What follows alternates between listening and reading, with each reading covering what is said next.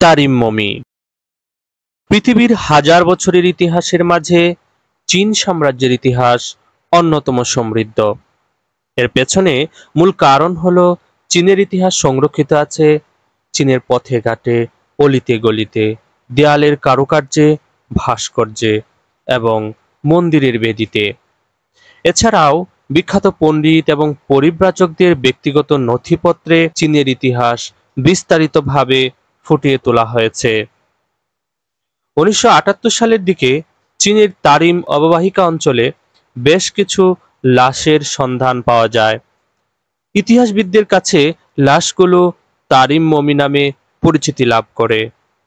চীনের জিনজিয়াং প্রদেশে আবিষ্কৃত তারিম মমিগুলো প্রায় 4000 বছর পুরনো। গবেষণাগারে পরীক্ষা নিরীক্ষার পর বিজ্ঞানীরা যা জানতে পারলেন তা এর আগে কেউ জানত না। এমনকি ইতিহাসবিদরাও দ্বিধায় পড়ে গেলেন, কারণ মমির গল্পের সাথে মিলছে না ইতিহাসের উপাখ্যান। চীনের জিনজিয়াং অঞ্চলে অবস্থিত তারিম অববাহিকায় প্রত্নতত্ত্বের সন্ধানে অভিযান পরিচালনা করেন চীনা গবেষক ওয়াং বিংগুয়া।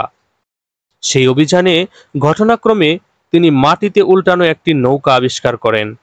কৌতূহলী বিংগুয়া নৌকা ফের সোজা করতেই বেরিয়ে আসে কয়েকটি লাশ। নৌকাটি মূলত একটি সমাধিক্ষেত্র ছিল। আশ্চর্যের ব্যাপার হলো লাশগুলো ছিল প্রায় অক্ষত। তিনি তার এই অনুসন্ধানের কথা কর্তৃপক্ষকে জানান। এরপর আশপাশের এলাকা অভিযানের মাধ্যমে প্রায় 100টি লাশ উদ্ধার করা হয়। গবেষকদের মতে এর উৎপত্তি প্রায় 4000 বছর পুরনো। কিন্তু অবাক বিষয় হলো এতদিন ধরে লাশগুলো অক্ষত থাকলো কিভাবে? প্রাচীন মিশরে লাশগুলো মমি বানিয়ে সংরক্ষণ করা হতো, ফলে মমির দেহ অক্ষত থাকতো বছরের পর বছর। কিন্তু এদের দেহ মিশরীয় মমির মতো ব্যান্ডেজে মোড়ানো ছিল না। কিন্তু এই লাশগুলো ছিল প্রাকৃতিক মমি, তাই এদের নাম দেওয়া হয় তারিম মমি। পরবর্তীতে গবেষণার মাধ্যমে জানা যায় শুষ্ক আবহাওয়ার কারণেই মমিগুলো হাজার বছর ধরে অক্ষত ছিল। বিশেষ করে তারিম অববাহিকা অঞ্চলে অবস্থিত তাকলামাকান মরুভূমির আবহাওয়া প্রচণ্ড শুষ্ক। আবহাওয়ার শুষ্কতার কারণে লাশগুলো পচন থেকে রক্ষা পায়।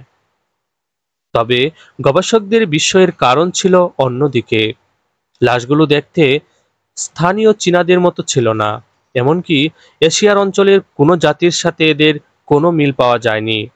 অক্ষত লাশগুলোর অনেকেরই চুল ছিল পশ্চিমাদের মতো সোনালি। এদের চোখের মণির রং ছিল ইউরোপিয়ানদের মতো নীল।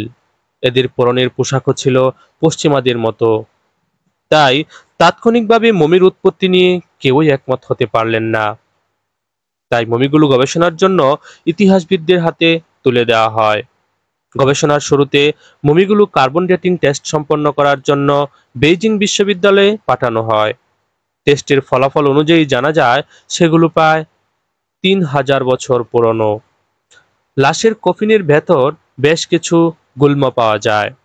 গুল্মগুলো প্রাচীনকালে ইউরোপে শেষকৃত্যে মঙ্গলের প্রতীক হিসাবে ব্যবহৃত হতো, আর নৌকার মাধ্যমে সমাধিস্থ করার রীতি মূলত ভাইকিংদের মধ্যে প্রচলিত ছিল।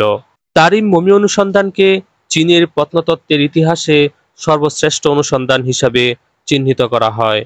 এর মাধ্যমে চীনের ইতিহাস নিয়ে নতুন করে ভাবতে শুরু করেছেন ইতিহাসবিদরা। শুধু চীন নয়, ইউরোপের সাথে এশিয়ার সম্পর্ক নিয়েও অনেক অজানা তথ্যের কথা উন্মোচিত হয় তারিম মমির মাধ্যমে। ইংরেজিতে প্রচলিত একটি প্রবাদ আছে, ডেড ম্যান টেল নো টেল, অর্থাৎ মৃত ব্যক্তি কোনো গল্প বলে না। তারিম মমি দিব্যি এক হারানো চীনের গল্প শুনিয়ে বিশ্বকে তাক লাগিয়ে দিল। তবে তার গল্প এখনো শেষ হয়নি। গবেষণা চলছে, অদূর ভবিষ্যতে এই মমিগুলো আরো অজানা তথ্য প্রকাশ করে আমাদেরকে রোমাঞ্চিত করবে, সে ব্যাপারে কারো দ্বিধা নেই।